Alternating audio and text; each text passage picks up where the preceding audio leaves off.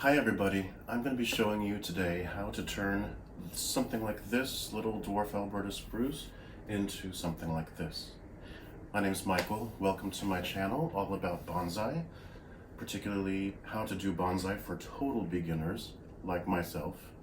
I am a total beginner at this bonsai stuff. I've only been doing it a couple of months now, but I'm super excited about it and I'm super excited to share it with you guys. Some of you asked me to make this video after I posted some pictures about this. So I ordered this tree to show you how I did that. This was a Dwarf Alberta spruce that I ordered online, sight unseen, had no idea what it was going to look like when I got it. I got really lucky with this tree because it has a beautiful, very subtle movement to it. It has a really great kind of thick trunk for a tree like this. It's got these great gnarly roots down here at the bottom. I put a couple rucks in here, I put some moss in here, kind of spruce it up a little bit. I haven't cut any of the branches back. This is how short the branches were when I received it. All I've done is cleaned up the tree quite a bit, removed thousands of needles and probably 100 little branches. A couple of big branches I took off as well, and then just wired it and shaped it to train it. It hasn't done any growing since I did this because I did this in the winter, in October.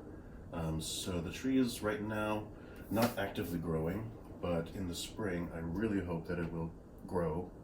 I did a lot of work to it in the winter, which is kind of a no-no, so we'll see. I will keep you updated in the spring when it starts to grow again. Just a beautiful tree that I got and turned it into what I think is a beautiful bonsai in training. This tree here, which I had ordered a couple weeks later from another supplier online, it's not as pristine as this one was. This one's already had some pruning done to it. There are quite a few branches that have been cut off. Right here's another one cut there.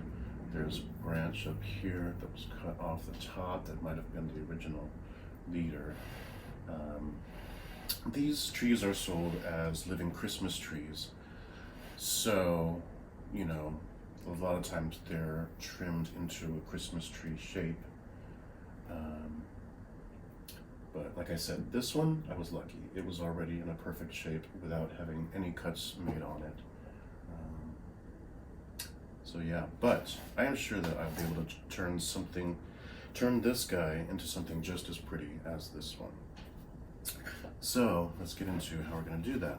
The first thing that I always do is actually expose the base of the trunk. So what I'm going to have to do is cut off the top of this pot and then scrape off all of the soil off the surface until I get down to the main root level where the roots, you know, start their flare under the surface of the soil.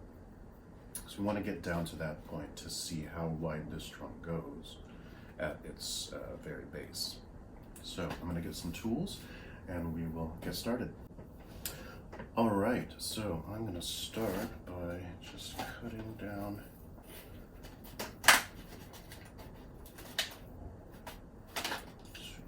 there. Take a razor blade.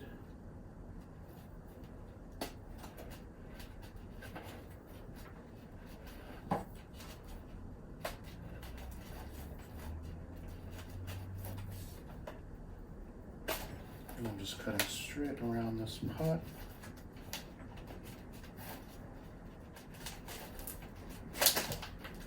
Just like that.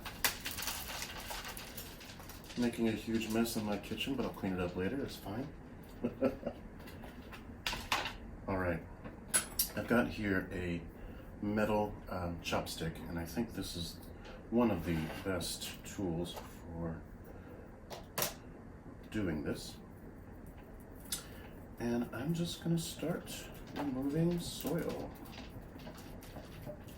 This is a very messy process, so I usually like to do this outside, but the street I live on is way too loud to do this outside, so that's why I'm doing this in my kitchen.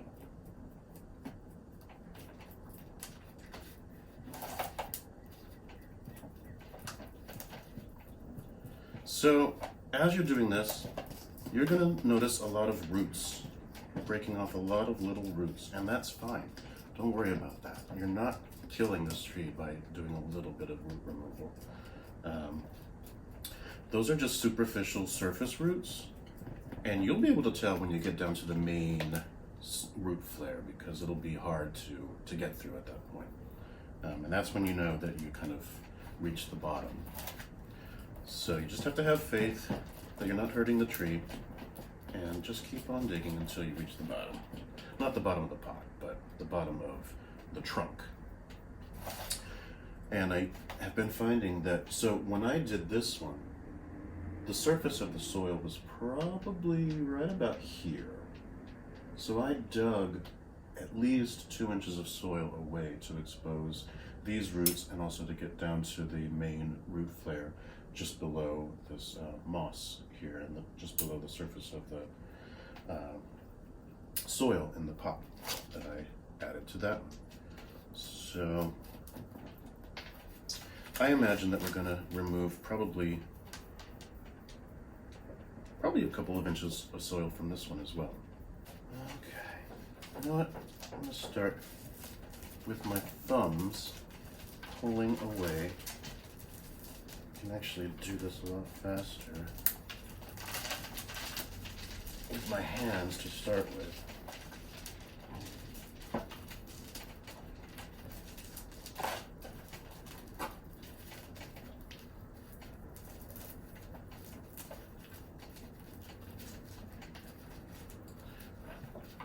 This takes some patience. So a couple of things I wanted to tell you guys about what I have been discovering doing bonsai. Bonsai is really fun, and it's really, really relaxing. And it kind of, I don't know if zen is the right word, but sometimes I can work for hours on a tree and not even realize that that much time has passed. It just goes so quickly. Because I'm just enjoying myself so much. It's also very fulfilling, like rewarding, because, you know,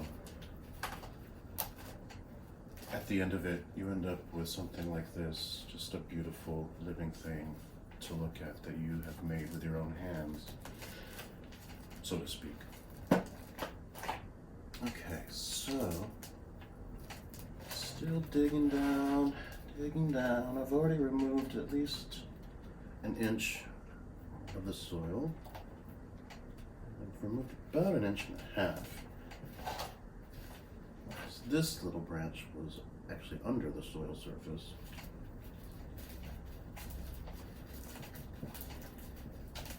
Still got a ways to go. I'm still feeling a lot of trunk, and the trunk is getting thicker and thicker as I go down.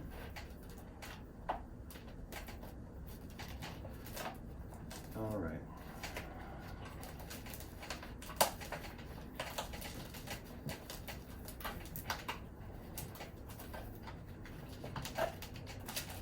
I'm gonna also use these scissors to cut some of this off.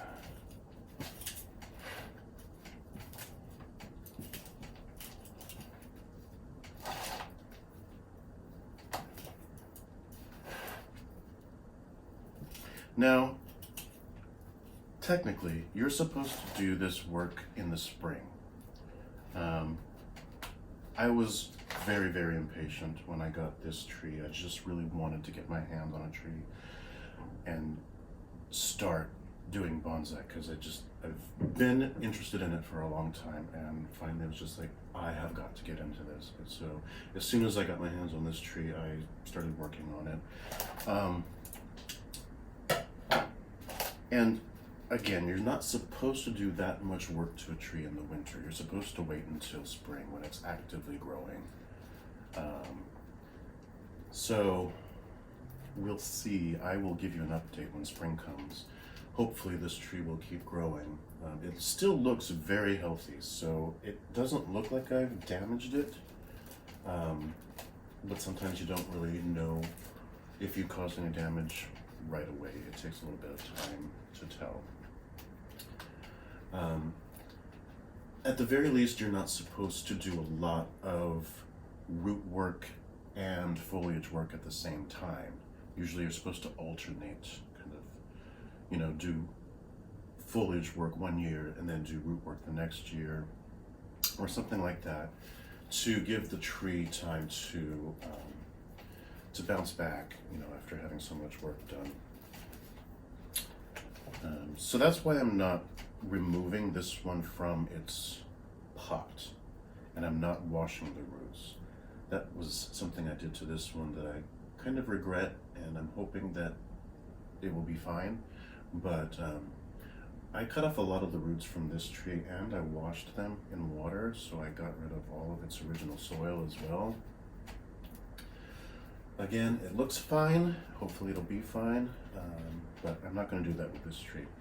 With this tree, I'm just going to find the base and then leave it in this pot for another year to recover.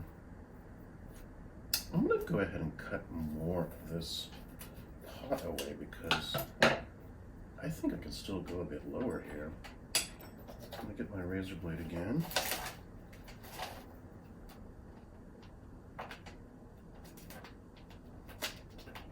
I'm going to cut off about another inch of the top of the pot.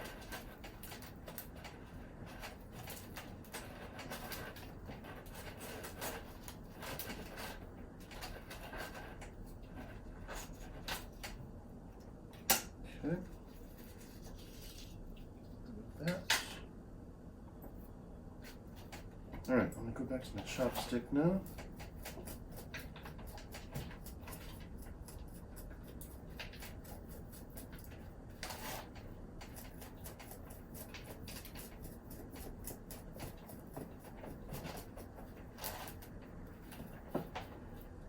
Okay, there's something happening here. What is this? Big thick root. Just a big thick root that went sideways. I think I'm getting down to it now.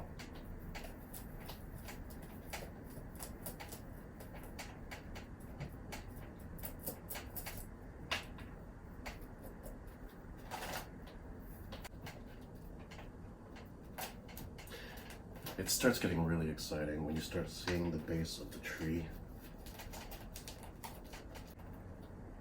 Wow. Yeah, this is getting really thick down here. Okay. There's a big thick root here. Now, a lot of people, when they find these thick roots, would remove them.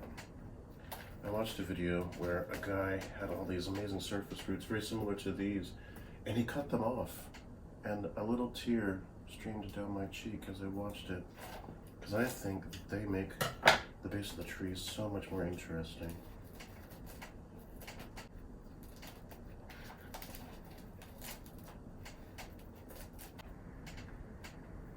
Okay, so it's going to take me a while to finish this process, but I'm going to stop here. And I'm going to clean up all of this dirt that is everywhere, and I'll be right back to continue. All right, I got that mess cleaned up a little bit. So what is the next step here? So one of the first things that you always want to do is find what's going to be the front of your tree. So how did I choose this to be the front of this tree?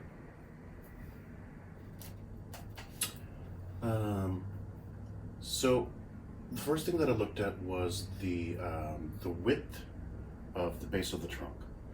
You want to see the widest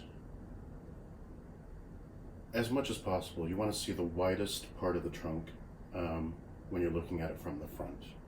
So, and the other things that I looked at were these awesome gnarly roots sticking up out of the soil. And I wanted to make sure that those were a feature of the front of this tree, as well as the thickness of the trunk, and also the movement. You can see that very subtle movement going up the trunk. You see right here, it kind of comes over this way, and then it kind of goes straight up, and then it kind of goes back over this way, and straight up again. So there was a lot of good things going for this side of the tree to be the front. And that's why this ended up being the front of the tree. It was also a little bit more naturally open. I didn't have to cut off that many branches to be able to see the trunk here. You can see that in the back of this tree, there's a lot of branches down here. And you want that kind of depth in your tree. Your tree needs to have depth to it. One mistake that I have heard that a lot of beginners make is they end up making what they call pancake trees that don't have a background because they've only been looking at the sides and end up cutting off everything from the back and everything from the front. And that's how you end up with a pancake tree, so don't do that. You always want to make sure that you've got foreground, midground, and background elements in your tree, in your composition. Because you are creating a composition out of this tree. It's giving you what it has to work with, and you do the rest. So it's kind of a collaboration between you and the tree. But yeah, always make sure that you find the front of the tree first. So that's what we have to do here. So, if you can see that from this camera over here, this is a really nice thick flare down here. It comes in and comes up on this side, comes in and up on this side. And there's a tiny little bit of inverse taper here. What that means is that it's a little skinnier here and a little fatter here, and then it's skinnier up here again. So this fat part is what is called inverse taper. It's not bad, and I could probably cut off, if I needed to, this little bump, which probably used to be a branch. I could probably shave that down a little bit to get rid of that inverse taper, and I might do that in the future. We'll see. So, things you want to look for, again, are thickness of the base and movement. This flare comes out even further, all the way to this thick root here. So this gives you a nice, thick, possible base of the trunk of this tree. And also, the movement that you see here is pretty dramatic. I'm just going to keep turning a little more.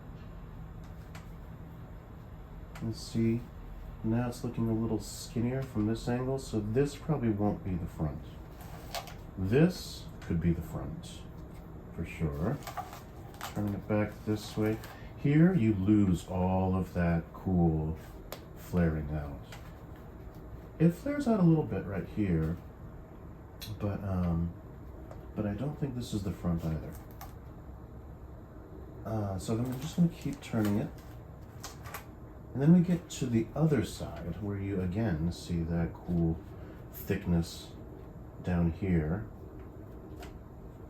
And again, I'm gonna remove more of this surface soil later, but for right now I'm just kind of moving on so that we can learn some more stuff about this tree. So this would be a possible front here, and then this I think would be a possible front.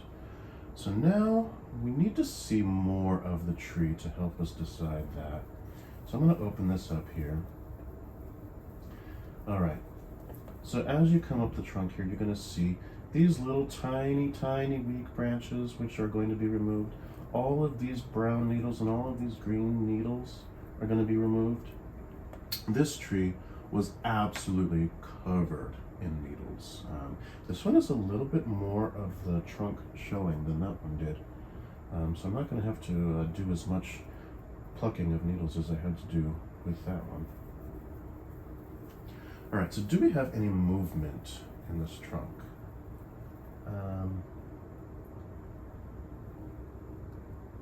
Okay, yeah, a little bit. If I'm looking from here, I see the trunk comes up and then it kind of moves back toward the left here. Okay, and then comes back up. So just like that other one had, very subtle movement that you can see from this side. From here, not so much, looks pretty straight. From here, again, you do have that movement. The growth on this side of the tree, I think, is a little thicker, which for me means it's probably going to be a better candidate to be the back of the tree. If you look at this side of the tree, where you see that flare and you see this movement, you can see how much of the trunk you can already see naturally without removing any branches or moving any branches. So to me, this is going to be the front of my tree. Let's just start working on what we call cleaning up the tree. Cleaning up means removing all the little weak branches, all the needles, all that stuff. You can see all of these branches are completely covered in needles from the base to the tip. This one was the same way, and so I had to remove all of the little needles along these branches so that you could see the actual branch itself. So all that work is going to have to be done on this one too. You can see that all the branches are completely covered in green. You don't see the branch, you just see needles. So in order to see the trunk and the branch, we have to remove a lot. So I'm going to start by just removing a couple of these tiny, tiny little branches that we will never need.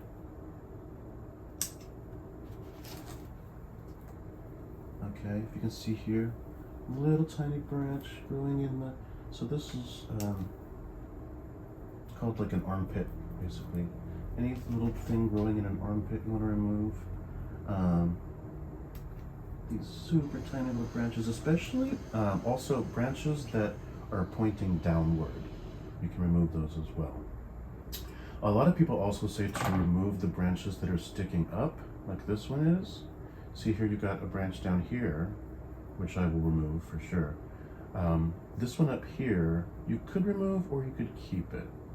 I removed a lot of the upward growing branches on this tree here, and I kind of wish I hadn't. So I may not do that as much on this tree. I might leave some of the upward growing branches, but I'm still going to remove the downward growing branches. So we'll cut that one off. Let's see. What's going to be my lowest branch? Okay, here's another thing that I have to decide on this tree. So right here, you'll see little thin branches, right? Thin branch, and then here you've got a thick branch, and here you've got a thick branch, and then above it you've got more thin branches, and then another thick branch.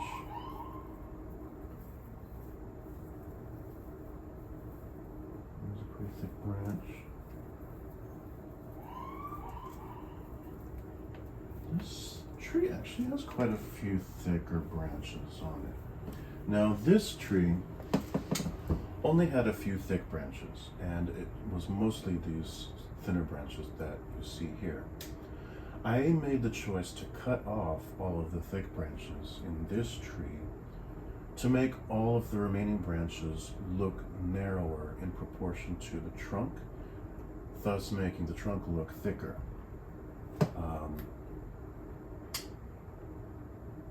And that was a choice that I made with this. Now, am I going to make the same choice for this, or am I going to keep the thick branches and actually get rid of the thinner branches? So I'm just going to look through real quick and kind of count what we have. Yeah, so I think I'm going to keep my thick branches in this case.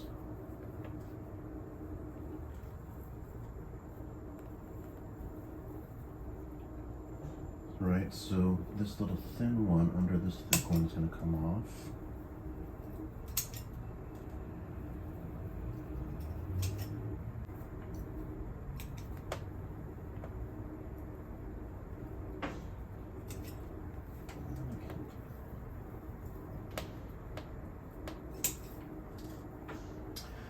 Okay, so this brings up another thing I wanted to talk to you guys about. Is bonsai for everybody? I don't know if it is for everybody. For one thing, I think you definitely need to already have a green thumb. So you need to already know about taking care of plants.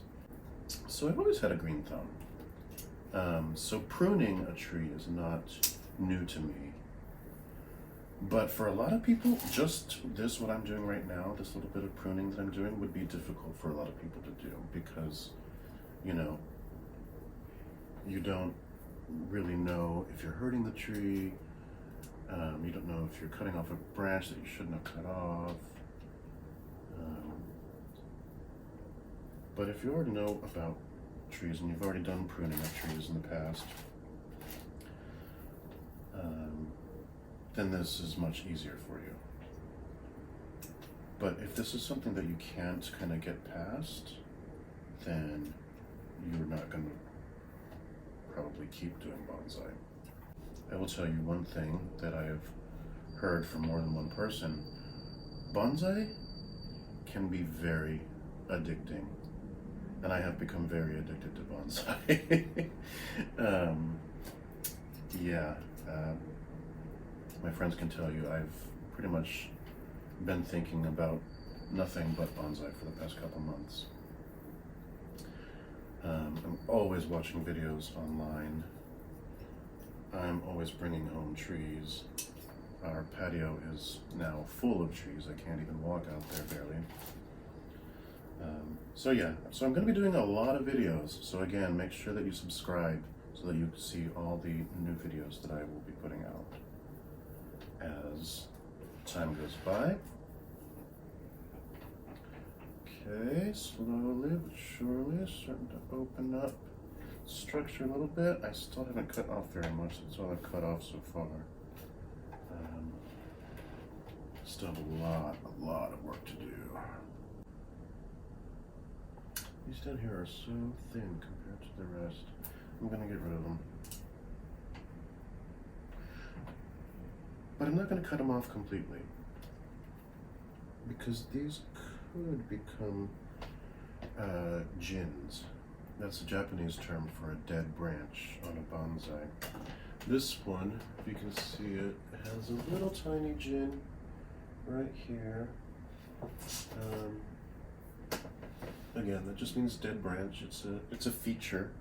It gives the tree a sense of age, that it, has branches that have died on it. I don't know if that's even big enough to make an interesting gin. I'll keep it and just see, but I don't want both of these. I'm gonna keep the thicker one, just the stub of it though. Just like that. And then I'll remove the bark and see if that makes an interesting gin or not. If not, then I'll cut it off completely.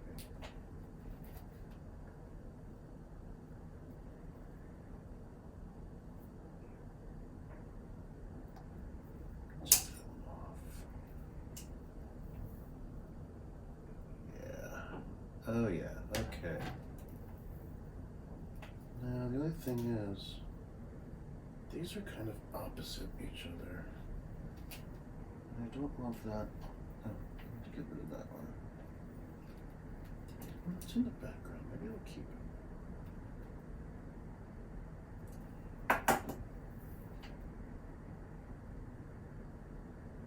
I'm gonna keep that for now, I think.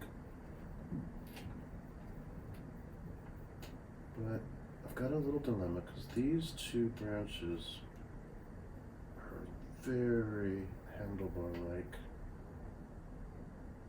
and I don't love that. This is my front. I need to mark the front. Okay, I found a stick, and I'm going to use this to mark the front of my tree. So looking at this again, back at where it's nice and open, and you've got this movement, you've got this thick base movement here. Is this the front? Or is this the front? I think this is the front. Stick this in here to remind me. You guys can see. Right there, that little stick marks the front.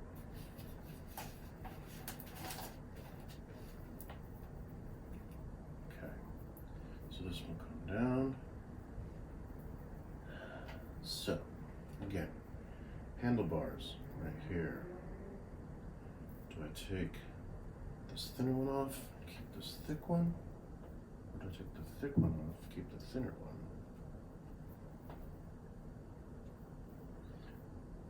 Pretty thick in comparison to the rest, and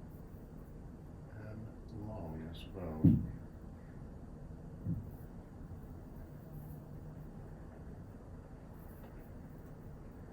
So, if I do get rid, this is where it starts getting difficult. I'm taking off little branches that are very close to the trunk, and I'm taking off all these needles.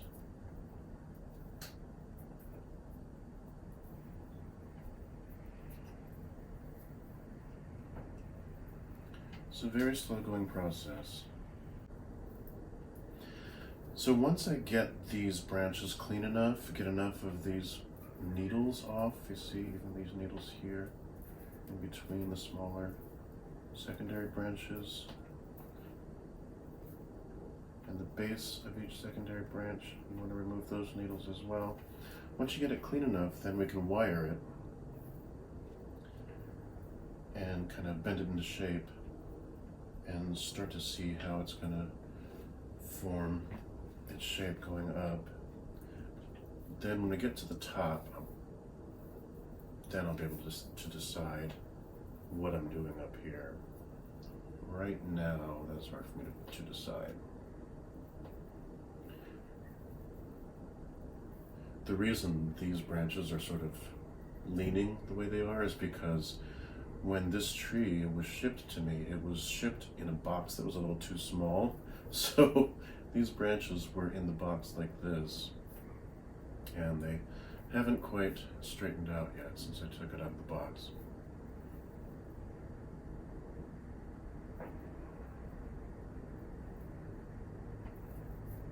So obviously just way too many branches up here, and they all have tons of buds on them. See these little buds that are going to form new branches all the way up these upper branches.